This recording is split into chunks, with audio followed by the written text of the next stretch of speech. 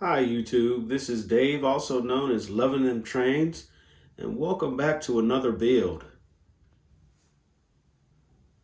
Alright, so I'm going to be doing a bit of scratch building, or scratch bashing, whatever you want to call it. But here you have a building, a mock-up that I have, and this particular structure is going to serve two purposes. The first one is for obviously switching opportunity for this small area of the layout. Also, it's going to act as a transition going into the small closet area where I have a switching section that you've seen in some past videos. So I just wanted to kind of show you the building is approximately, this long section on the right is about 20.5 inches, and then the small section here on the left, that is about 4.25 inches wide. And then the section in the middle, the overpass, is about 8.25 inches long as well. And it's about, this is a 3-story structure, approximately 9 inches tall. This building is going to be constructed using DPM, or Design Preservation Models, wall sections. And we're going to go ahead and get that process started. So this is my first time working with these DPM wall sections, and I find it to be relatively simple. I would say right now, in some cases, one of the most involved aspects of putting these walls together is cutting them. You can use a razor saw, which is what I've used, but it gets a little tiring. So I did take my circular saw to a couple of pieces very carefully, because these are resin pieces and you want to not crack them. But they're going together pretty quickly. As you can see, I've already started painting. So I wanted to show you this. So you just put these two sections together, the sections on the left and right, and then of course they actually provide some pilasters to fill in the gap here in the middle. So this part is relatively simple. Now, as you saw in the mock-up, I have a few corners that I'm going to have to address. And one thing that they have you do is they want you to bevel the corner sections. So for instance, this wall section right here on the right side of it is going to be part of a corner. And then you see this section right here on the end, which usually you would, if it was a side-by-side wall, you would just put the pilaster in between those. But because this is a corner, you still will use the pilasters, but they suggest that you bevel the ends at a 45-degree angle. So that's what I've done to the corner sections here, and that helps to adjoin those. So I'll just put a stream of glue right along here, and then the pilasters on the outside, and they do provide a thin pilaster as well as a thicker pilaster, and you just fit those in there by putting the side of the thin pilaster that does not have any brickwork on the back of the thicker pilaster to create your corner. And let's see here, that probably sounds good. So you've got the, as you can see on the left, the thicker one as well as the thinner one. And on this side of the thin pilaster, there is no brickwork. Actually, I'm sorry, this side, which in this case would be the left side of the pilaster, and you just put that in the back right here like this of this thicker pilaster, so you don't have any rough edges and it mates smoothly. Okay, so that's just a little tip for those of you who are considering using these sections, which I think will turn out nice, relatively simple. And I'm going to go ahead and get back to getting these pieces cut out, and then I'll go in and see how it fares out with the mock-up. Okay, right now you see actually 3 different colors on this building. That is not going to be the end result. So you see that the right side, the far right side, and the left side of the building is actually the brick color, which is going to be the foundation for the entire building. And then that middle section is actually the color the building comes in. I'm not quite sure if it's quite that light. Maybe it's been faded, but that's the original color. And then the bottom floor on the right, that is how the pieces come. And I think that's what color they're supposed to be. But initially, for those of you that were really paying attention to the mock-up, there's a track that runs alongside those dock doors there. And on the mock-up, I actually have just regular windows and doors. And so that's how I originally had this set up. And then, of course, I snapped into reality and realized, hey, that first floor needs to have dock doors because that's where the cars are going to pull up. So that's why that section had not been painted, because I had to reconstruct it after I had got it all done originally. So once again, I'll go ahead and get those cornices installed where they need to go, as well as the pilasters, and then we can go ahead and start doing the painting. Now, in order to start designing this building the way I envision it, I have to take down this wonderful hillside that was put in place.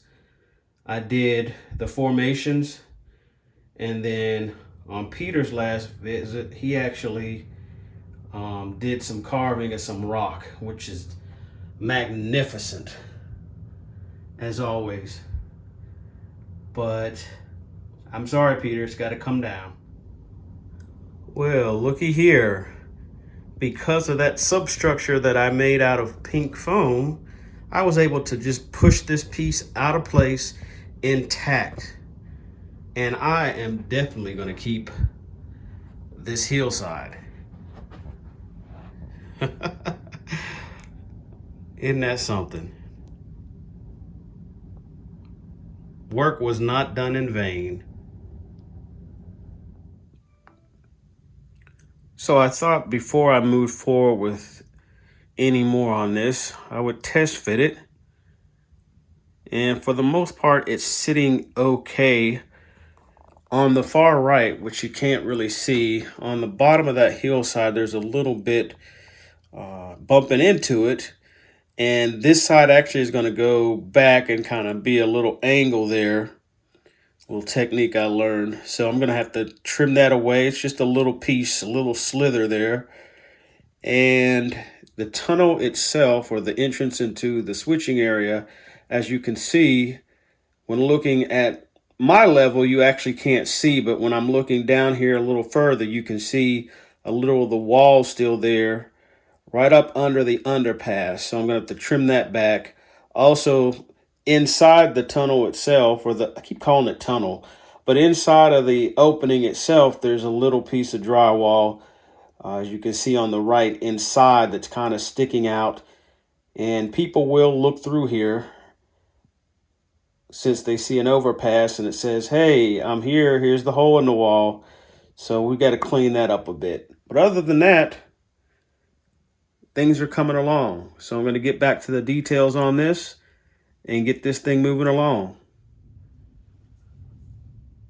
All right, to prepare for the installation of this new building, I've got a lot of trimming to do. I wouldn't say a lot, but I've got some trimming to do, as I mentioned earlier, on the height of the opening in the wall, as well as some of the drywall that's sticking out in the hole, because people will look through the hole to see what's going on, as I would. Also, on the far right here, there's a section on the, let me see if I can move it over here on the hillside, just a slither of the hillside at the very bottom of it is sticking out.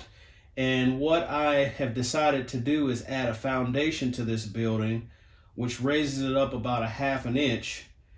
But the foundation does not sit at the end of that slope there. So I'm going to just trim that little slither away. It's just a little bit. And I'm going to use the oscillating multi-tool, and I call it Scooby. And I'm going to use Scooby to trim that hole out some, as well as get that little slither of the mountain out. So I'm going to go ahead and spare you the loud noise and the mess that this is going to create, and I'll come back with the finished work. All right, so the edge of that hillside has been trimmed, and I mean it was just a slither.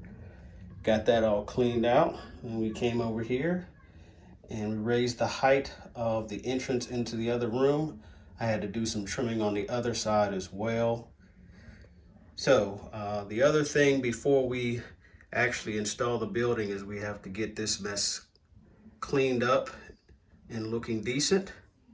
So we'll get the paint and get that cleaned up a bit.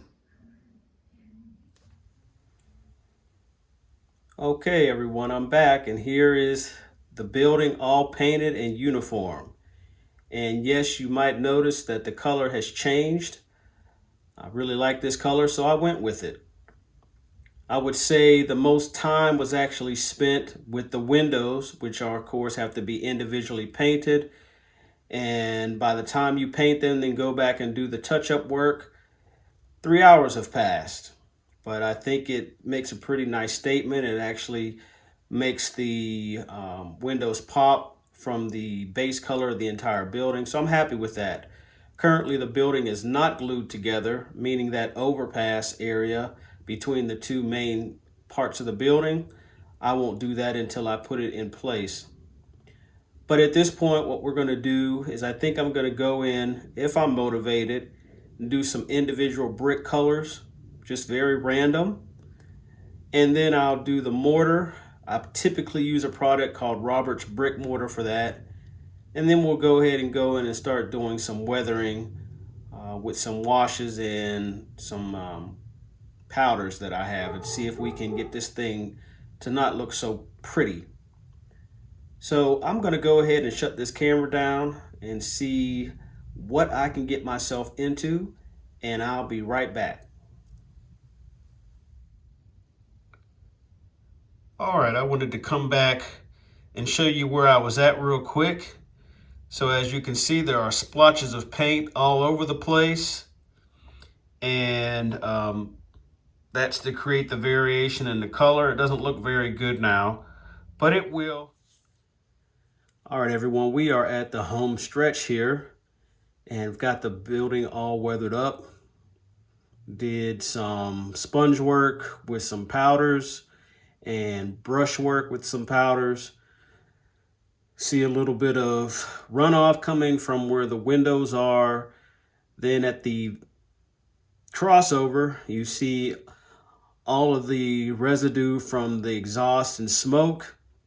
And then at the bottom section on the right, the big section on the right, you see that buildup of grime and dirt and kick up from the railroad cars that have come through. So we're headed there. Now what I have to do is get this in place and start securing some things together that I can't do here, such as the roof. And also before we go to that, we have to go ahead and get the window work taken care of. So we'll get that done, and then I believe the next time that you will see the structure, it will be in place. So let's go ahead and keep it rolling.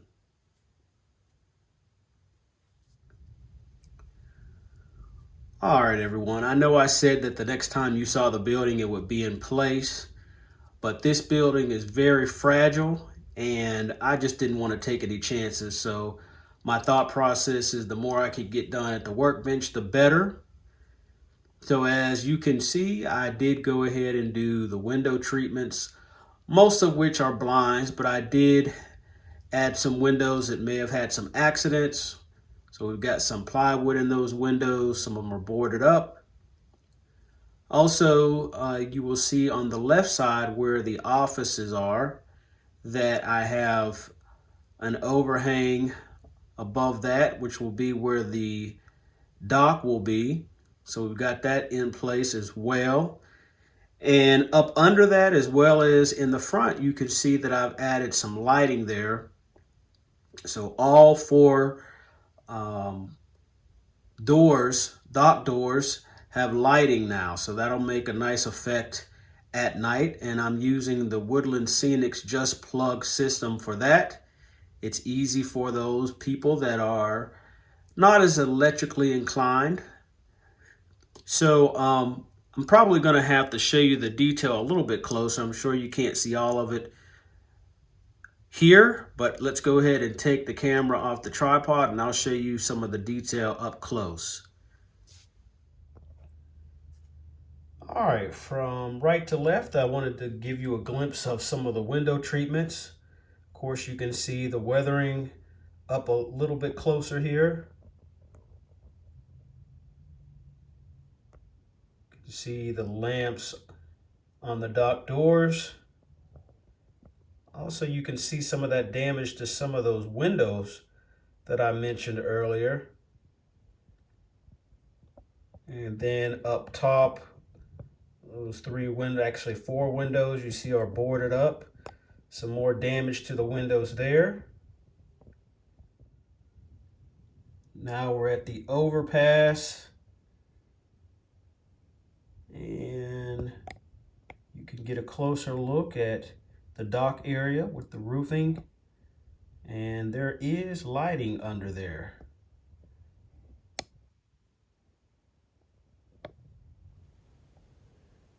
And also, here's a look at the roof. Put some of these granules down. A lot of these industrial buildings that I see have this on the roofing. Not really sure why. So I'm going to carefully take the thing apart. Actually, all I have to do is remove the overpass section and get this building in place. So I promise the next time you see the building, it will in fact be in place. Here I finally have the building in place. The building is pretty much completed, but I will need to add wall sections inside the hole in the wall as well as install the overpass floor. Also, there is scenery work to be completed in the area. As I present different views of the structure, you will get a glimpse of the accoutrements on the rooftop, the foundation, and steps in front of the main entrance, all of which were put in place after the building was planted. Also, I must mention at this point the overpass has not been secured to the building. This is because the building will probably need to be moved again for additional work.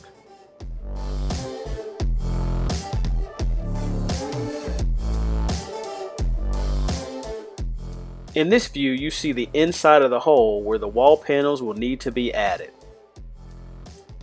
Here's a ladder for emergencies on the left in this photo. Here are a couple of photos showing the details on the dock roofing and the lighting up close. I hope that this video was easy to follow and provided some ideas for those of you who have a hole in the wall on your model railroad. As always, this has been Dave, also known as Luvindemtrains, and until next time, later y'all.